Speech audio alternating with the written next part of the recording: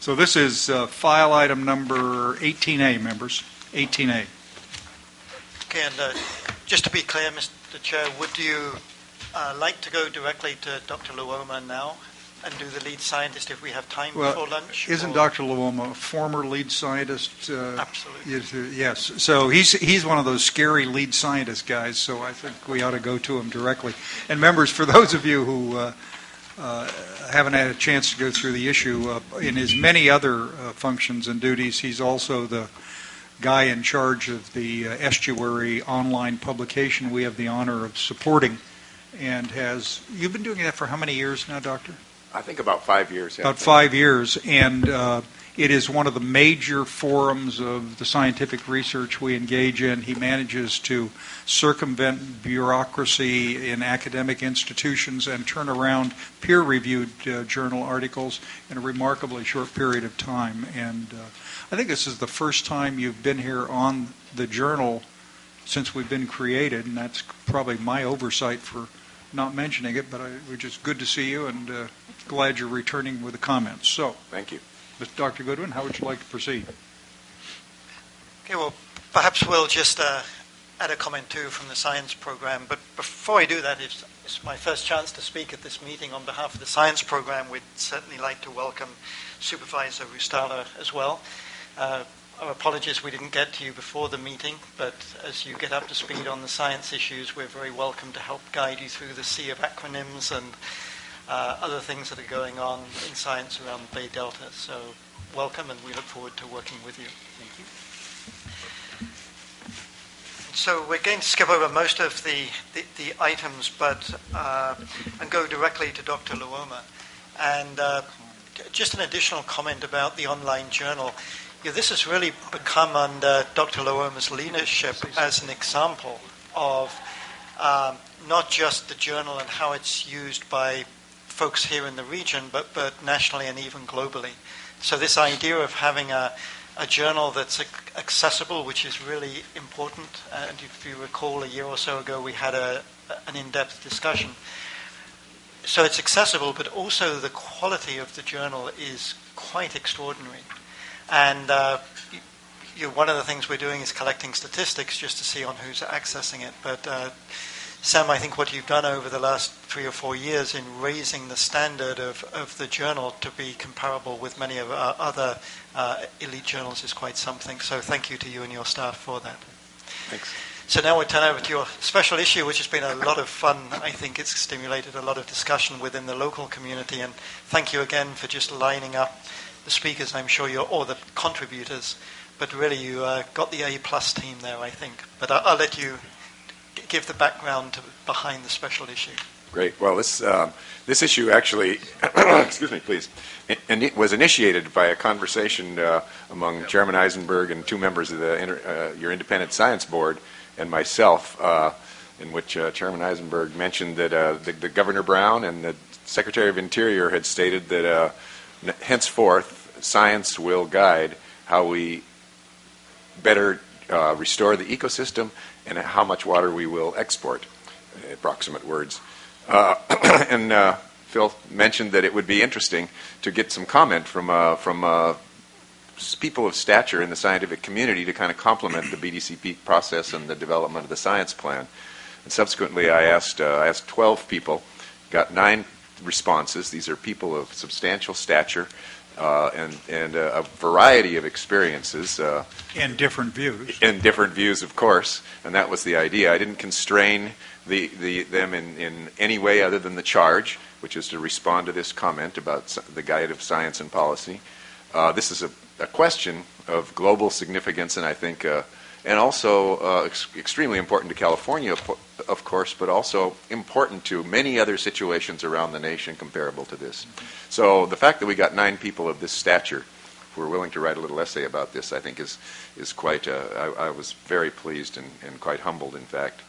Of course, the essays are very diverse, as we expect from diverse people, and take many different approaches. That was the idea. I think it reflects the complexity When we talk about we need more science in what we're doing, there's not one science, there's not one policy, there's not one bridge we have to construct. There are many aspects to both science and policy, and I think these essays reflect that. On the other hand, there are a number of of common themes amongst these essays, and today I'll just try to pull out a few of those and talk about those briefly. I think everybody agreed about the basics. In other words, California is a water-scarce environment. We depend on water in California for our economy, but there's not enough water for everybody to have everything they want, and so inevitably there are trade-offs. This is one of the places that science and policy meet. We're also talking about downward ecological trends and high costs for mitigating those trends. The ecosystem that we're dealing with is complex. This is kind of underlying all the essays, and I think there was a common recognition that this is reality that we're dealing with. And this is where science and policy intersect. This is where we want to make science and policy work effectively together. But also I think we're talking about, there were a couple other themes that came out that were important. First of all, the ecosystem that we're dealing with is complex. We all know that and we hear it all the time. But the other fact is that the environment that we're dealing with is changing. It always was changing, but it's changing perhaps more rapidly now than it has in the past, associated perhaps with climate change. Surprises are becoming more common.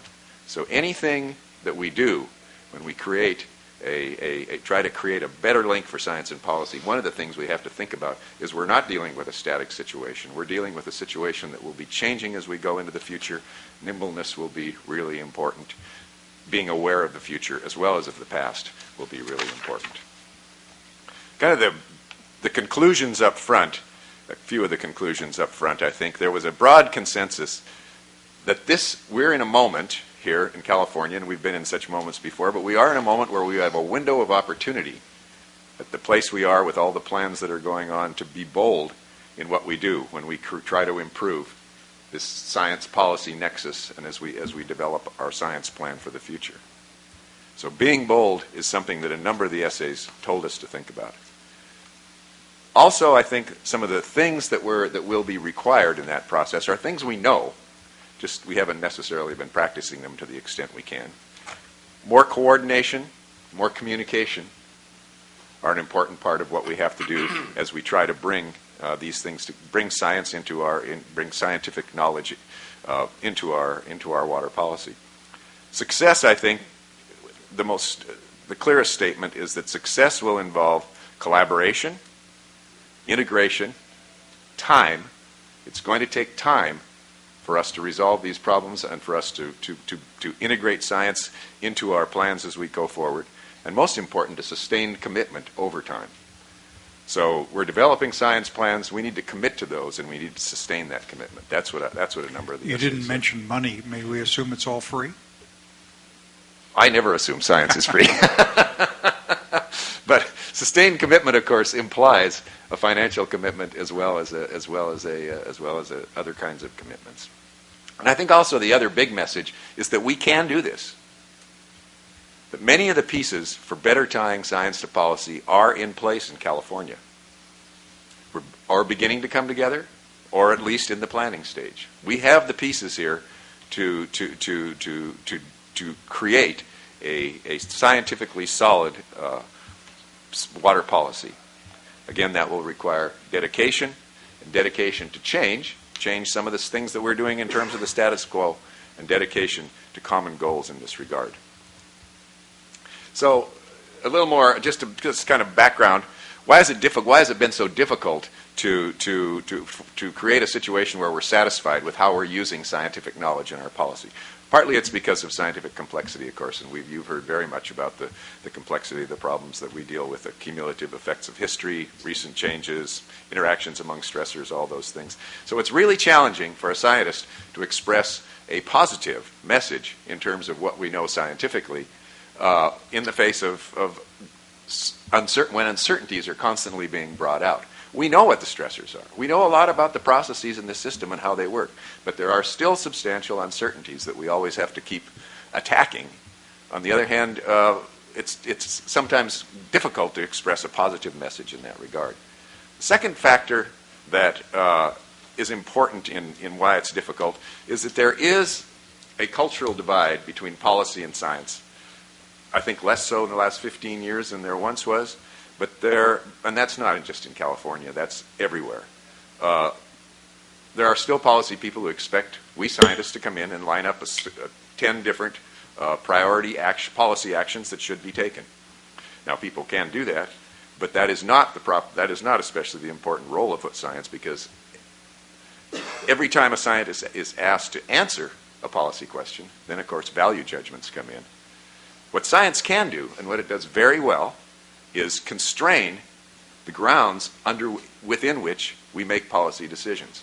And another way to express that is to say that we can, by defining a common body of knowledge, we can get rid of the crazy ideas.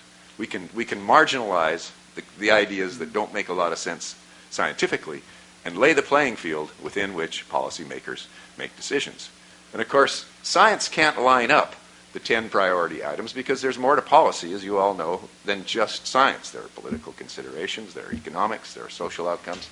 We can't ignore scientific knowledge in water policy, but we can't ignore the other things either. So science is just a piece of this. It's a crucial piece of it, but it's still just a piece of it. And the policymaker's role is to make those decisions considering the other things as well as science. The other point that was made in the essays about the difficulty of better using science and policy has to do with fragmentation. The scientific landscape remains fragmented here in California, and by that we mean there are lots of different interest groups and lots of different agencies with different missions doing their science. Those missions will always be there, the interests will always be there, they will have their own scientists. But finding ways to break down the barriers between those fragmented silos, we might say, is a really important role of the next phase of our science plan. Policy, of course, is fragmented as well, and we know that in terms of regulation, there's been a lot of discussion. I'm sure you've heard it many times about different agencies and different regulations, etc. Breaking those silos, finding ways to create frameworks that break those silos, is also an important piece in terms of pulling together the science and policy efforts. But the most important problem with fragmentation is that it fosters distrust. Distrust is what has led to what we call here combat science. And combat science has been a part of our culture for off and on, more or less intensively for a long time in terms of California water. Combat science, the scientists define as intractable technical disputes that conceal fundamental value differences. That's a social scientist definition. Mark Cowan's essay defined it as regulatory agencies, water contractors, and environmental advocates line up hypotheses, studies, and conclusions like artillery in a courtroom. Combat science destroys trust, it stymies collaboration, and it delays progress. These are messages that we heard in the essays, and these are messages we know from our own experience. It develops from debates over who is correct about certain scientific interpretations. Those are proxies for debates over values, because again, we're trying to ask the science to tell us what the policy should be without getting values involved, and values always get involved when we're in a courtroom situation where black and white decisions are going to be made. But the other point that the essays make is that combat science is not inevitable. There are those who think it is, but it is not inevitable. Again, it happens when policy answers are asked to come from scientists because those involve value judgments. Well, how do we avoid combat science? There were some messages about this, I think, also in the essays. One is first of all, we have to acknowledge that disagreements about science are inevitable. Of course, there are uncertainties. People are going to disagree about interpretations. But there are a number of mechanisms for managing these, and I think you'll see many of these mechanisms in the science plan that Peter's going to talk about. Shared understanding. Find ways to share a common field of understanding. Dynamic leaders. Interactions that build trust. And I think those interactions have to happen early in any process. Again, that's the point of coordination, communication, collaboration. If we can bring groups together and start talking early on in the process about the things we agree on and where to go next, that creates a positive environment in terms of trust instead of a negative one. Independent science is crucial. Of course, from the scientist side, several of the essays talked about the importance of our scientists being informed about policy. I think we have a large cadre of scientists in California that are. And engaging a diverse community of scientists. This is really crucial, I think. If we listen only to the scientists from one community, whether it's the agencies, whether it's the water users, whether it's the academics, if we listen to one of those, we're going to get a siloed view of the interpretation of science. If we bring them together in conversation, in workshops, in discussions, and listen to all of them, we're eventually going to get a feel for where the common body of knowledge is and which are the outlying ideas, which are the ideas that fall outside that common bound. So I think that was a really important message from the essays. And also, the other message was involvement early. I think Chairman Eisenberg once asked me in an email, whether scientists should be just review things afterwards or where they should be involved early, or where science should be brought in from the very beginning. In fact, there should be discussions going on before issues become hot. There should be scientific discussions going on in workshops and things like this before that happens. It should be in the very early phases as we begin to develop policy plans. There should be discussions about uncertainties, scientific uncertainties, where we agree and where we don't agree. Out of all this, I think we can talk about a framework where science and policy meet. Some of the things that are in that framework, I think, matter of fact, you're going to see these in the science plan, so I won't spend any time about them. But open, transparent, collaborative mechanisms where all parties are involved. So if we're planning a workshop and we focus that workshop on how much, for example, to take the most controversial issue, how much water should we divert during the fall or export during the fall, we need all sides there to plan the workshop. We need all sides there to think about who the speakers are going to be, all sides represented. And the workshop should not be focused on who's right. It should be focused on where we disagree, on areas of agreement, and then identify the areas of disagreement and talk about what's next, what can we do about those. Not break down into arguments about who's right, because the arguments about who's right will never be resolved. It's a little simple way of kind of managing the dialogue. But this, I think, the literature is coming around to recognizing that this is a really important step forward to keep us away from combat science. And this idea of collectively describing what the next hypothesis is, collectively developing and reviewing study plans. Again, not just with the agencies, not just with the academics, and not just with the water users, but with scientists from all involved in identifying. They aren't going to agree all the time, but if we focus on where we agree and where we don't disagree, this is where the framework, that the kinds of mechanisms that Peter's going to talk about can create positive results. I think the other thing that's important is that we have to recognize that the choices that come out and the rules that come out as a result of policy people looking at this science and deciding what you want to do also are not necessarily going to be static. We're in a changing world. The rules are going to change, and they might change dramatically in the next 20 or 30 years. We need to stick to our plans on one hand, but on the other hand, we have to recognize that we have to be flexible enough to realize we're on a journey and sometimes we'll take a wrong road. And if we go a wrong road, we've got to have the courage to go back to the intersection and go return on the road or get back to the road that we wanted to be on. I think, again, these ideas were important parts of what we talked about in the essays. So I won't go on. The essays do talk about ways to narrow cultural differences and reduce fragmentation. They talk about the adaptive management process. I think I'd just like to say one or two things about that, because there are very few successes of adaptive management in a situation as complex as this across the world. But I think a couple of the ingredients that are important in adaptive management have been mentioned here. One, jointly, and I emphasize jointly developed finite set of criteria, benchmark, and or performance measures. Judy Meyer, one of the people that has been on our independent science board and been around a long time, said the single thing we're missing the most in this arena are performance measures that we can track through time, ecosystem performance measures, water supply reliability performance measures that we can track through time, report back regularly to you and to the public about how we're doing. Setting up an adaptive process that allows us to follow these and then respond in terms of altering our decisions as necessary is really important. And of course, collaborative, robust, and ongoing monitoring to keep track of these performance measures and reporting back. There are solutions in there about governance. Some interesting solutions were mentioned about governance, solutions to the science itself. And the responsibilities of both policymakers, policy influencers, and scientists were also mentioned. I think in terms of the responsibility of the science community, scientists, of course, need to be aware of policy issues, conduct relevant science, communicate results in terms broadly understood, collaborate across silos, understand different cultures, and trust others, and they will trust you. These are just all kind of ways to live as a scientist that I think came out from the essays.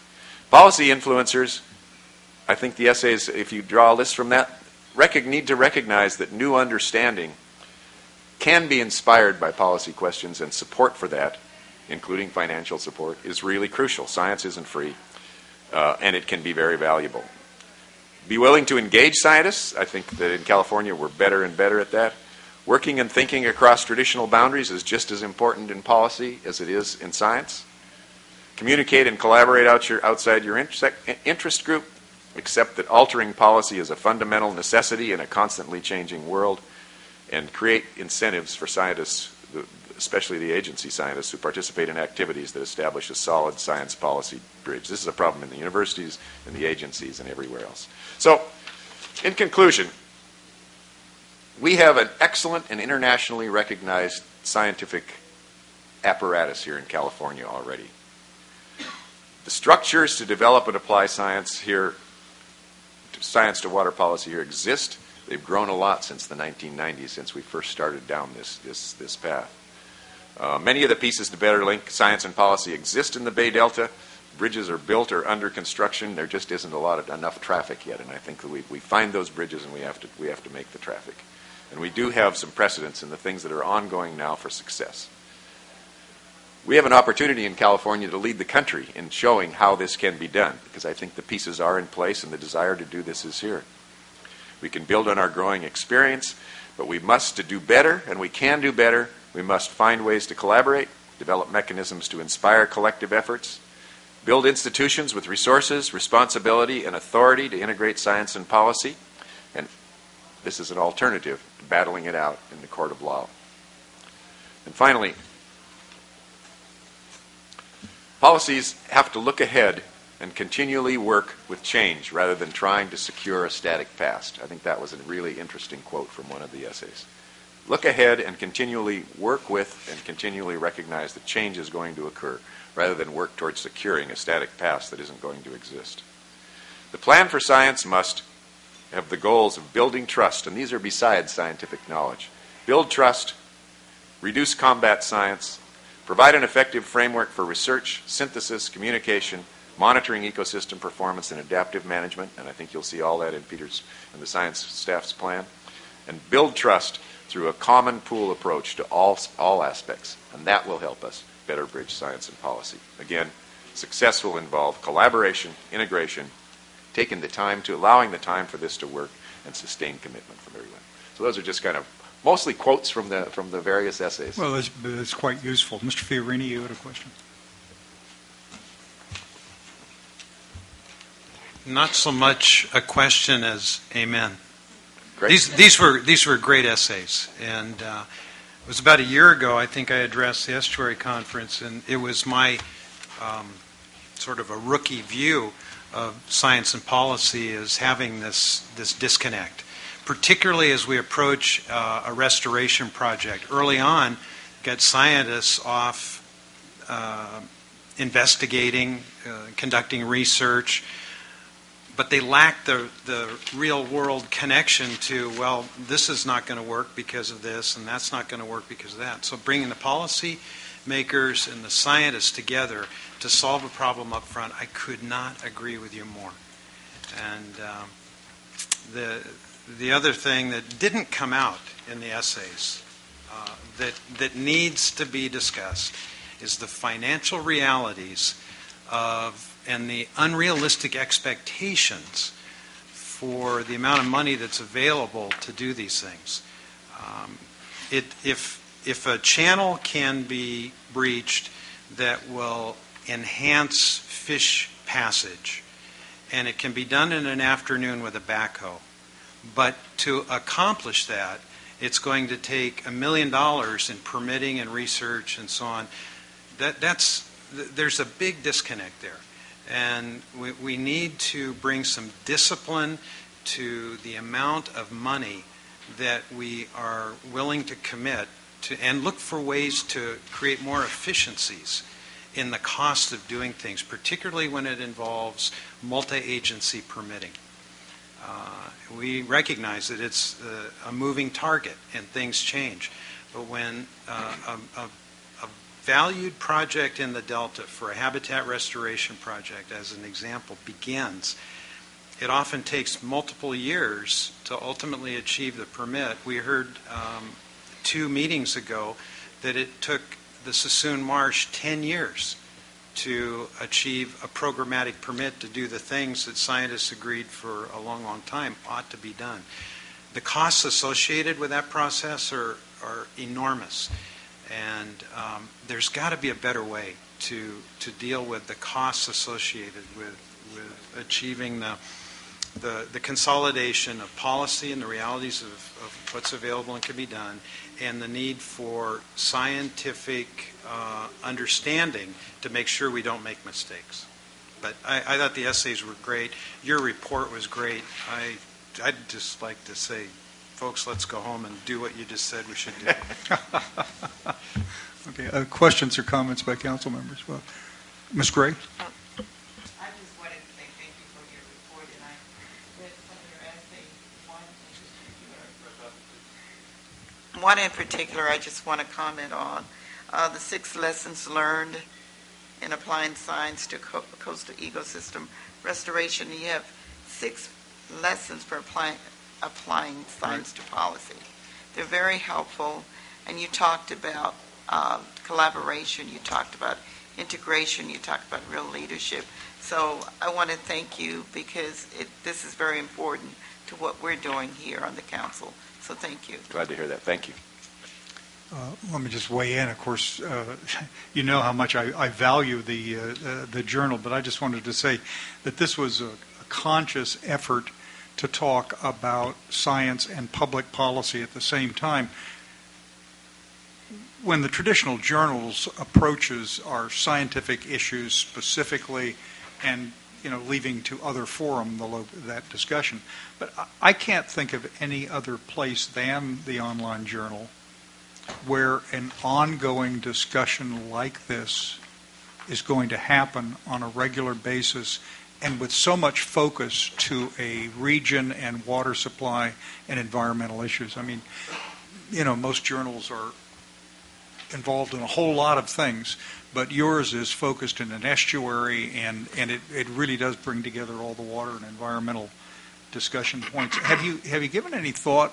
I mean, if you were to pursue this kind of discussion in the future, the journal, what do you think would be interesting to talk about and to learn in the future?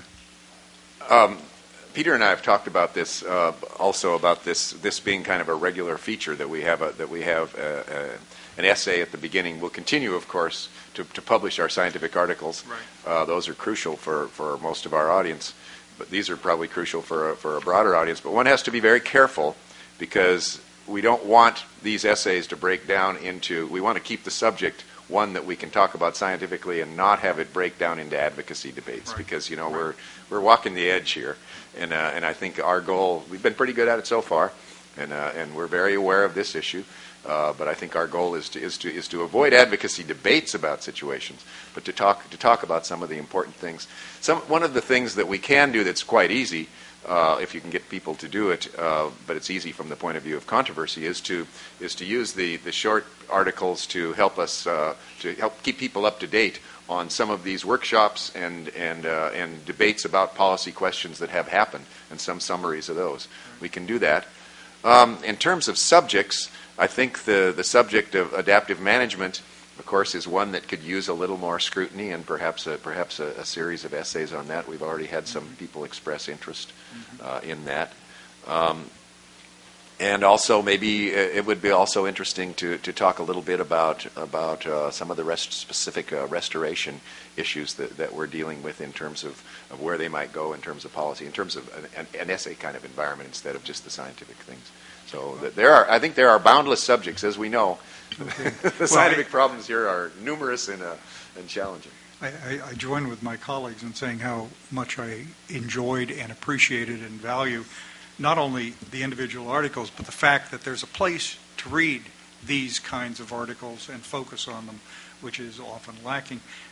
So sign me up as a fan if you have not already, and if there are other ideas that occur to you and Dr. Goodwin and your colleagues on your advisory board that fit this kind of pattern, I look forward to reading the results. It would be immensely useful to us.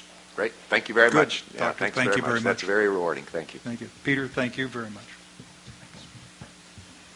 Okay. All right.